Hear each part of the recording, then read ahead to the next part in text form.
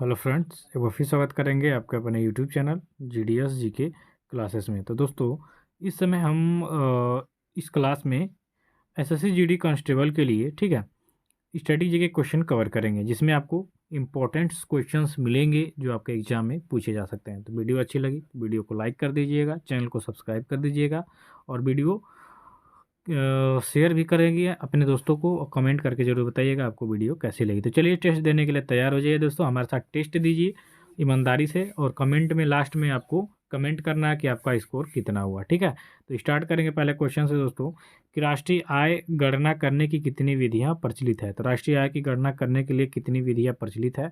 तो दोस्तों, राष्ट्रीय आय की गणना के लिए 3 विधियाँ प्रचलित है। तो राइट आंसर हो जाएगा इसका विकल्प सी। नेक्स्ट क्वेश्चन देखेंगे कि गोल क्रांति किससे संबंधित है। ठीक है, देखिए ये भी काफ़ी ज़्यादा इंपॉर्टेंट है, एसएससी के एग्जाम में पूछा हुआ क्वेश्चन। तो गोल क्रांति की अगर जो हम बात करेंगे तो गोल क्रांति का संबंध है आपके आलू के उत्पादन से। किससे दोस्तों? आलू। आलू देखिए क्या होता है, गोल होता है। ठीक है, तो आलू के उत्पादन से संबंधित है आपका गोल क्रांति। तो राइट आंसर इसका हो जाएगा आपका विकल्प बी, कि गोल क्रांति आलू के उत्पादन से संबंधित है। अगला क्वेश्चन देखेंगे कि राष्ट्रीय पर्यावरण इंजीनियरिंग शोध संस्थान आपका कहाँ पर स्थित है। तो दोस्तों, ये क्वेश्चन भी आपके लिए काफ़ी ज़्यादा इंपॉर्टेंट है। तो राष्ट्रीय पर्यावरण इंजीनियरिंग शोध संस्थान, इसकी बात करेंगे तो ये महाराष्ट्र के नागपुर में स्थित है। तो इसका सही उत्तर होगा यहाँ पे आपका विकल्प सी, कि राष्ट्रीय पर्यावरण इंजीनियरिंग शोध संस्थान यह आपके नागपुर में स्थित है। ठीक है, नागपुर, नागपुर याद रखेंगे। नागपुर कहाँ है दोस्तों? तो ये महाराष्ट्र में है। कहाँ पे है? महाराष्ट्र में। सही उत्तर इसका हो जाएगा विकल्प सी। अगले क्वेश्चन की बात करेंगे कि मौद्रिक नीति का निर्माण भारत में कौन करता है। ये भी इम्पोर्टेंट क्वेश्चन है आपके इकोनॉमी से क्वेश्चन। तो मौद्रिक नीति, यहाँ पे बात कर रहे हैं मौद्रिक नीति की। तो मौद्रिक नीति का जो निर्माण किया जाता है वो किया जाता है आपके आरबीआई द्वारा। ठीक है, आरबीआई की बात करेंगे तो भारतीय रिजर्व बैंक। ठीक है, बैंकों का बैंक इसे कहा जाता है, भारतीय रिजर्व बैंक को। जो भारतीय रिजर्व बैंक के गवर्नर होते हैं उन्हीं का हस्ताक्षर आपके नोटों पे होता है। ठीक है, नोटों पे किसके हस्ताक्षर होते हैं? तो आरबीआई के गवर्नर के। इसे बैंकों, भारत में बैंकों का बैंक भी कहा जाता है। ठीक है, आरबीआई की बात करेंगे तो इसकी स्थापना आपके 1935 में हुई थी। ठीक है, इतना क्वेश्चन आपको याद रखने हैं। अगले क्वेश्चन में देखिए कि भारतीय संविधान में कितने मूल कर्तव्य दिए गए हैं। अब देखिए मूल कर्तव्यों से क्वेश्चन आपके एग्जाम में पूछ ही लेता है। ठीक है, तो मूल कर्तव्य जो है भारतीय संविधान में जो है वो आपके 11 हैं। कितने हैं? 11। तो यहाँ विकल्प में आपका दिया है विकल्प ए, इसका राइट आंसर हो जाएगा कि भारतीय संविधान में मूल कर्तव्यों की जो संख्या है वो आपके 11 है। ठीक है, चलिए आगे बढ़ेंगे। अपना स्कोर देखते रहिएगा, सही एकदम सही से आप स्कोर बताएंगे कमेंट करके। एस्कॉर्बिक अम्ल की प्रचुर मात्रा वाला फल है। ऐसे क्वेश्चन घुमावदार आ जाते हैं। ठीक है, यानी कहना चाह रहा है कि विटामिन सी। ठीक है, विटामिन सी। देखिए विटामिन जो सी है इसका रासायनिक नाम होता है एस्कॉर्बिक एसिड। तो जो विटामिन सी है इसकी किस फल में अधिकता ज़्यादा होती है? तो आपका आंवला हो जाएगा। ठीक है, इन इन विकल्पों में से जो आंवला है इसमें विटामिन सी यानी एस्कॉर्बिक एसिड यानी एस्कॉर्बिक अम्ल का जो मात्रा है अधिक होता है। ठीक है, तो विटामिन सी का रासायनिक नाम है एस्कॉर्बिक एसिड यानी एस्कॉर्बिक अम्ल। अगला क्वेश्चन है कि ओणम किस राज्य का प्रमुख त्योहार है।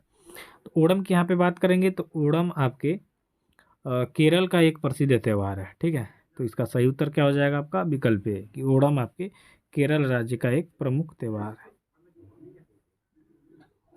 अगला क्वेश्चन है कि एथेनॉल की एक अणु में कितने हाइड्रोजन परमाणु होते हैं। ये काफ़ी ज़्यादा इंपॉर्टेंट है आपके साइंस यानी केमिस्ट्री से क्वेश्चन है। ठीक है, देखिए एथेनॉल की एक अणु में जो हाइड्रोजन परमाणुओं की जो संख्या होती है वो होती है आपकी 6। कितनी होती है?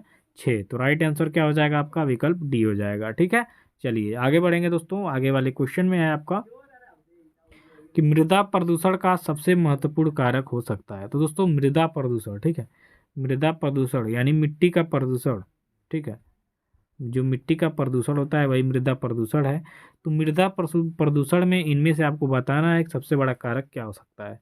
क्या कांच हो सकता है? क्या CO2 हो सकता है? क्या अपमार्जक हो सकता है? क्या प्लास्टिक हो सकता है? तो इनमें से आपको बताइए। तो देखिए जो प्लास्टिक होता है ना, प्लास्टिक, ठीक है, प्लास्टिक काफ़ी हद तक हमारे मिट्टी को क्या करता है, प्रदूषित करता है। तो सही उत्तर होगा यहाँ पे आपका डी। ठीक है।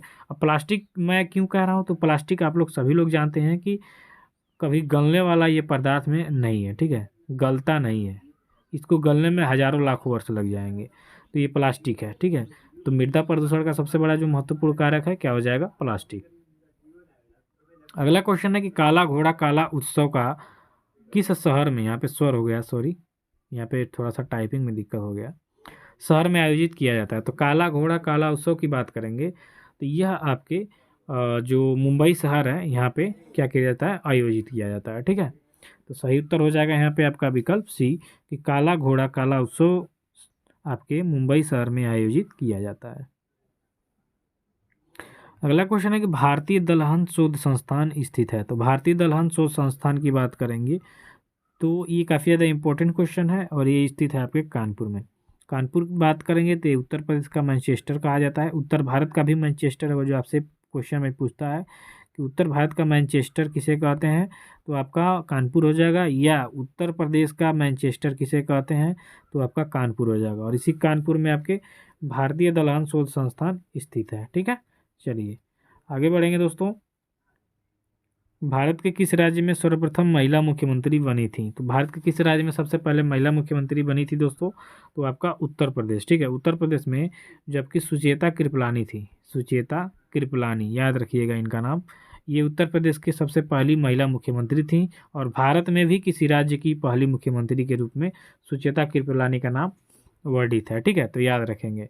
और वही राज्यपाल की बात कर लेंगे तो सरोजनी नायडू। ठीक है, सरोजनी नायडू ये भी आपके उत्तर प्रदेश की ही राज्यपाल चुनी गई थी और पूरे भारत में भी किसी राज्य में प्रथम अगर जो महिला राज्यपाल नियुक्त हुई तो सरोजनी नायडू उत्तर प्रदेश। ठीक है, दोनों याद रखेंगे। अगला क्वेश्चन है कि क्ले की मात्रा सर्वाधिक होती है। अब क्ले की बात करेंगे तो क्ले आपका पाई जाती है सबसे ज़्यादा काली मिट्टी में। तो राइट आंसर हो जाएगा इसका विकल्प डी। क्ले की मात्रा सर्वाधिक किस में होती है, काली मिट्टी में। चलिए दोस्तों आगे बढ़ेंगे। शाहजहां ने मोती मस्जिद कहाँ बनवाई थी। इसका आंसर आपको दे देंगे फट से, सभी लोग जानते होंगे। तो दोस्तों शाहजहां ने मोती मस्जिद बनवाई थी आपके आगरा में। ठीक है, तो राइट आंसर हो जाएगा इस क्वेश्चन का विकल्प डी, कि शाहजहां ने मोती मस्जिद आपके आगरा में बनाई थी। आगे देखिए कि बिहार के किस पूर्व मुख्यमंत्री को मरणोपरांत भारत रत्न से सम्मानित किया जाएगा। तो भाई बिहार के किस पूर्व मुख्यमंत्री को मरणोपरांत भारत रत्न से सम्मानित किया जाएगा, करंट क्वेश्चन है, हाल ही में इसकी सूची जारी की गई है। तो कर्पूरी ठाकुर जी को। ठीक है, यहाँ पे सही उत्तर हो जाएगा या विकल्प बी। अगला क्वेश्चन है निम्नलिखित में से कौन सा जानवर त्वचा के माध्यम से सांस लेता है। Very important. तो त्वचा के माध्यम से सांस लेने वाला इसमें से जो जानवर है आपका मेढक है। आगे देखेंगे कि झूले में झूलते हुए बच्चों की गति किस प्रकार की गति का उदाहरण है। तो जो झूला, जैसे मान लीजिए ये झूला है, ठीक है, ये झूला है, तो क्या होता है, यहाँ से यहाँ, यहाँ से यहाँ जाता है। ठीक है, तो इनमें से आपको बताना है कि ये किस प्रकार की गति का उदाहरण है। तो यहाँ से यहाँ जा रहा है, आ रहा है, जा रहा है, आ रहा है, तो ये दोलन गति कर रहा है। कौन सा गति, दोलन, जो आपकी सुई वाली घड़ी में होता है, लोलक लगा होता है ना, उसी तरह झूले में भी बच्चे आता है जाता है। ठीक है, चलिए आगे देखिए। पृथ्वी के चारों ओर चंद्रमा की गति किस प्रकार की गति का उदाहरण है। तो अब यहाँ देखिए ये आपकी पृथ्वी है। ठीक है, ये आपका चंद्रमा है, ये क्या करता है, ये आपका चंद्रमा है, ये अपने अक्ष पे, ठीक है, पृथ्वी के चारों तरफ घूमता है। ठीक, तो इसको हम क्या कहेंगे, तो इसको घूर्णन गति कहेंगे। क्या कहेंगे, घूर्णन गति। लोलक वाली, मान लो कि लोलक है, यहाँ से आता है जाता है, लेकिन घूर्णन एक गोल में पूरा घूर्णन करेगी। ठीक है, तो ये चंद्रमा क्या करता है, पृथ्वी का चारों तरफ से क्या करता है, गति कर घूमता है, उसके चारों तरफ घूर्णन करता है। ठीक है, चलिए अगला क्वेश्चन, कांकरिया झील किस राज्य में स्थित है। तो कांकरिया झील की अगर जो हम बात करेंगे तो यह आपके गुजरात राज्य में स्थित है। तो राइट आंसर हो जाएगा यहाँ पे आपका विकल्प ए। अगला क्वेश्चन है कि चंदूबी झील किस राज्य में स्थित है। चंदूबी झील, अब यहाँ पे बात हो रही है, तो यह आपके असम राज्य में स्थित है। तो राइट आंसर हो जाएगा विकल्प ए। अगला क्वेश्चन देखिए, अंबेडकर ए लाइफ पुस्तक के लेखक कौन है। तो ये पुस्तक प्रकाशित हुई थी आपके 2022 में और इस पुस्तक के जो लेखक हैं आपके शशि थरूर हैं। ठीक है, कांग्रेस के दिग्गज नेता हैं। तो अंबेडकर ए लाइफ पुस्तक शशि थरूर के द्वारा लिखा गया था, जो 2022 में लॉन्च हुआ है। अगला क्वेश्चन है आपका कि हमारा संविधान हमारा सम्मान नामक अभियान हाल ही में किसके द्वारा शुरू किया गया। तो हमारा संविधान हमारा सम्मान नामक अभियान हाल ही में जगदीप धनखड़ के द्वारा शुरू किया गया। तो राइट आंसर हो जाएगा यहाँ पे आपका विकल्प बी। जगदीप धनखड़ की बात करेंगे तो भारत के वर्तमान उपराष्ट्रपति जी हैं। अगला क्वेश्चन, किस राज्य सरकार द्वारा गृह ज्योति योजना शुरू करने की घोषणा की गई है। तो गृह ज्योति योजना की बात करेंगे तो ये आपके तेलंगाना राज्य सरकार द्वारा शुरू की गई। तो राइट आंसर सी कर देंगे। अगला क्वेश्चन है कि राष्ट्रीय मतदाता दिवस किस तिथि को, यहाँ पे तिथि होगा, थोड़ा सा मिसप्रिंट हो गया है, मनाया जाता है। ठीक है, तो राष्ट्रीय मतदाता दिवस आपके 26 जनवरी से एक दिन पहले मनाया जाता है, यानी 25 जनवरी को। तो राइट आंसर डी हो जाएगा इसका। अगला क्वेश्चन है कि 75वें गणतंत्र दिवस सर्वश्रेष्ठ झांकी का अवार्ड किस राज्य की झांकी को दिया गया। तो ये उत्तर प्रदेश की झांकी को दिया गया था। सही उत्तर हो जाएगा यहाँ पे आपका विकल्प ए। ठीक है, चलिए तो आज के वीडियो में बस इतना ही, मिलते हैं नेक्स्ट वीडियो में, तब तक के लिए धन्यवाद, थैंक यू सो मच।